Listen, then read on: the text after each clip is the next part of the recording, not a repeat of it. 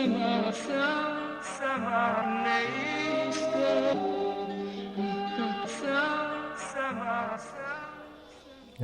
New Year, everybody. Welcome back to the Limelight Highlight.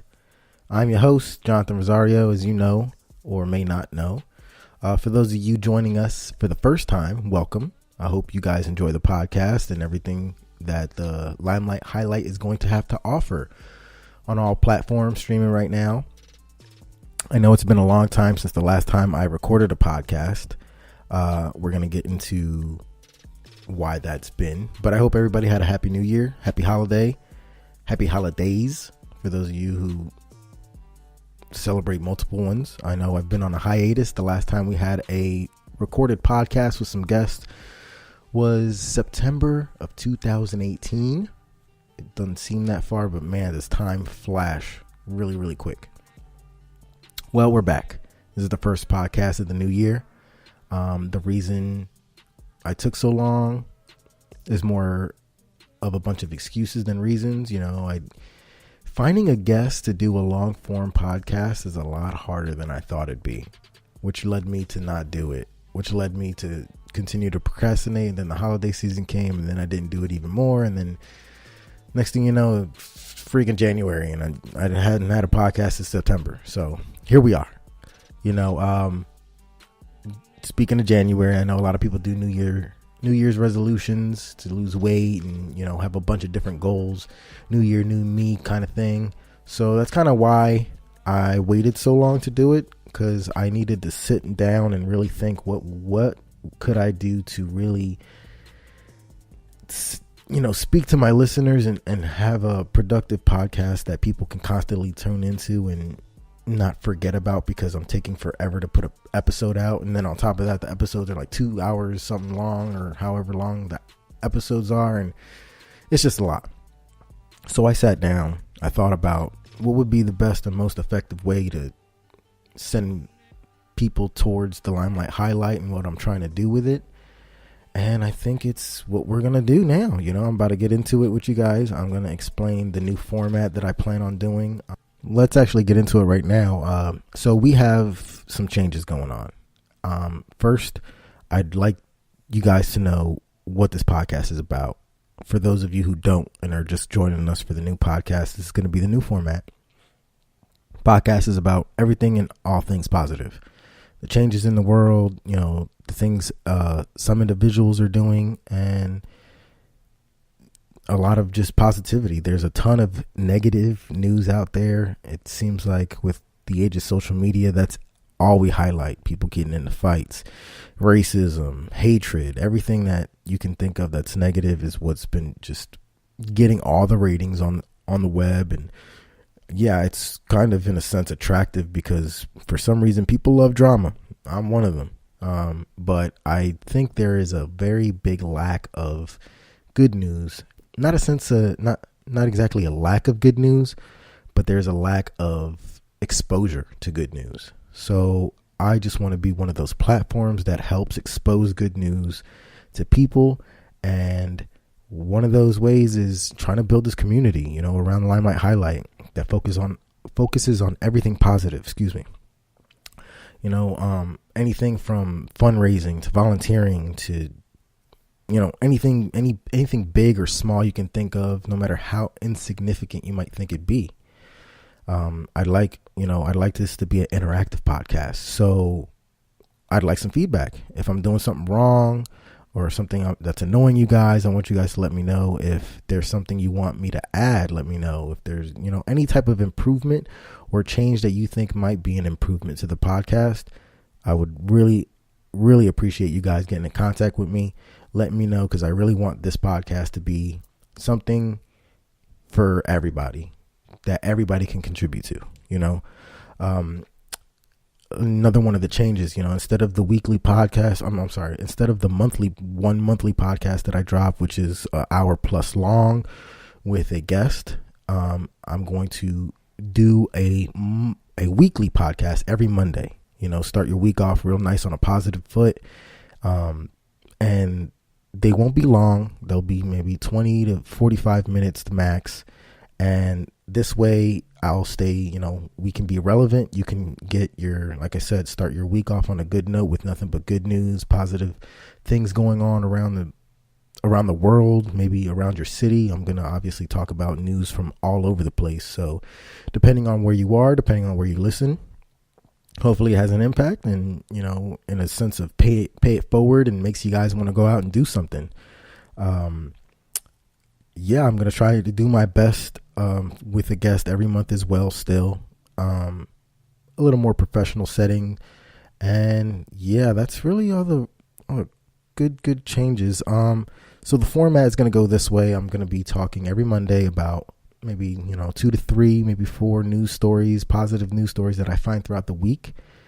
And so this last week that I found, I'm going to be speaking on today. So this is just a brief intro to what you guys can expect from the podcast. So let's start the show. The first news story I really want to cover,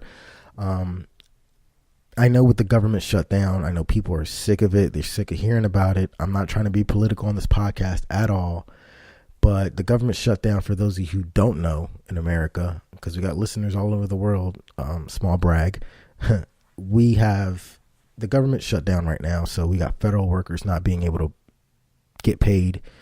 A lot of them are furloughed. A lot of them are working without a paycheck. And a lot of that can cause some problems, even for those who don't work for the government, which is, if you guys are planning a trip out the country or even, to another state and you guys are going to fly, there's the travel times are delayed like crazy. TSA agents or federal workers who aren't getting paid. So those people aren't doing their job. They're calling in sick because, let's face it, if you ain't getting paid, why would you want to go to work? So due to lack of security, a lot of things like that are delayed. There's parks, government parks that are getting trashed. You can't keep up with it because the government shut down. I mean, there's a plethora of things negative things that are happening because of the government shutdown. But I got some good news.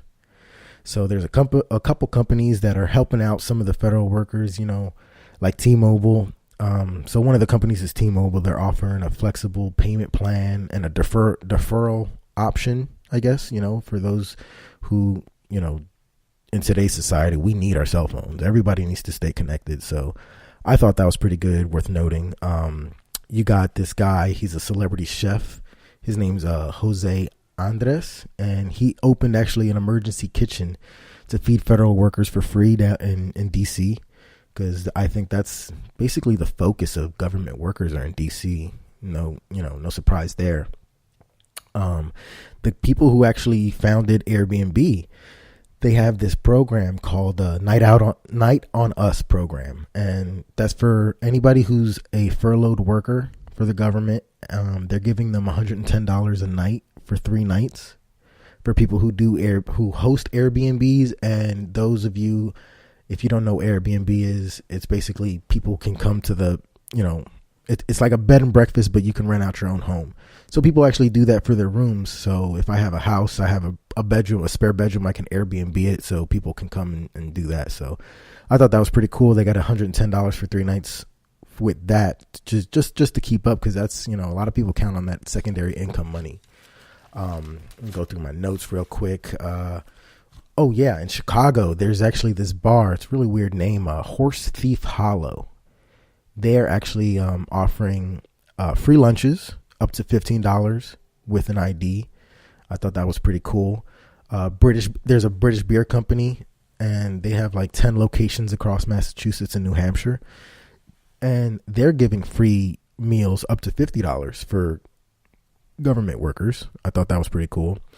There's a chef, and he's a food truck driver, like a local chef and food truck driver in Memphis, Tennessee. He goes by the name of Sean Gillum, and he's handing out his signature Tuscan spinach chicken dishes to furloughed workers, which is super cool. Masabia is a soup kitchen in New York. They got multiple locations all over New York, and they are actually handing out flyers in New York airports, because that's basically one of the biggest hubs of people, and especially government workers in New York City. And the flyers have information on where they can go in their in the Masabia soup kitchens to get a free meal and pick up free groceries, and they send out like free food packages, you know. And for people who are working for the government, you know, this may not be the biggest thing, but I think a lot of people get stressed out and their mind starts to wander, and you know, we always gotta blow some steam off as people. So there's a couple things in the entertainment section, or, you know, industry, that actually is helping out with furloughed workers, like Phoenix. In Phoenix, Arizona, there's this place called Valley of the Sun, and they're offering YMC members free memberships. They're offering free YMCA memberships for furloughed workers to use their gym and do extracurriculars. In Tampa Bay, Florida, there's an orchestra. The Florida Orchestra is giving out free concert tickets. So is the Boston Symphony. We have in Charleston and Charlottesville, they're giving out free movie tickets so people can go for free. Obviously, you need a government ID and to prove you're a government worker for all of these to be able to go to all of these things. But I thought that was really cool for, you know, what's going on right now. A lot of people are suffering.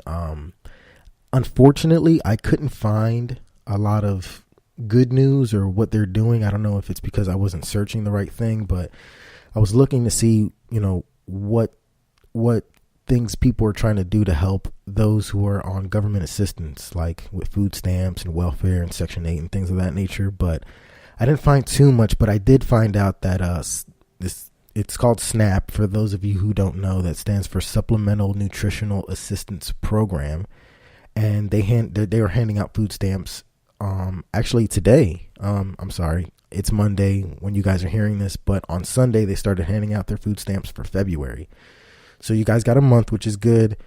I hope and pray that we have the government opens back up before then, because they don't really have a plan after February. But I thought that was pretty cool. And a lot of people frown upon, or they like to talk crap about people who are on government assistance. But, you know, you don't know what people are going through. And a lot of people who can't make a lot of money, their kids, you know, they get government assistance to feed their kids in school. And with the government shutdown, man, kids can't eat. A lot of those programs are shut down, and it's a mess, man. It's really sad what's going on, but I thought this was cool to highlight because you have private organizations and businesses willing to help out their fellow man. I thought that was worth mentioning. On a lighter note, in Montreal, different country, you know, there's this really old historic hospital. They got like 80 plus rooms for patients. Well, that hospital's been closed down since 2015. And if you guys know anything about Canada, you know it gets cold. It gets super, super cold up there. So pretty much, because I don't know exactly what program Montreal's running, but they're trying to get rid of homelessness in a sense. They're trying their darndest to cut it out of Montreal. Montreal's supposed to be a really, really nice city. So the reason I'm saying that is because the temperature's dropping down. You know, winter is super, super cold up there. They don't want anybody on the streets because, well, for one, you can freeze to death, and nobody wants dead people on their streets. And the homeless shelters, they're basically at capacity right now, and a lot of them they don't offer shelter to people with dogs and stuff like that. So I thought this was really cool to note and talk about, because this hospital that they closed down in 2015 was temporarily reopened. They decided to reopen it, and their housing, it's basically a shelter for homeless people, for men, women, children, and their pets, which I think is super cool, because a lot of times when people are out on, you know, they're homeless, all they have is their pet. That's like their best friend. And for them to be able to open up their doors, especially for something that, like, it's a very famous historical site, they I thought that was pretty cool.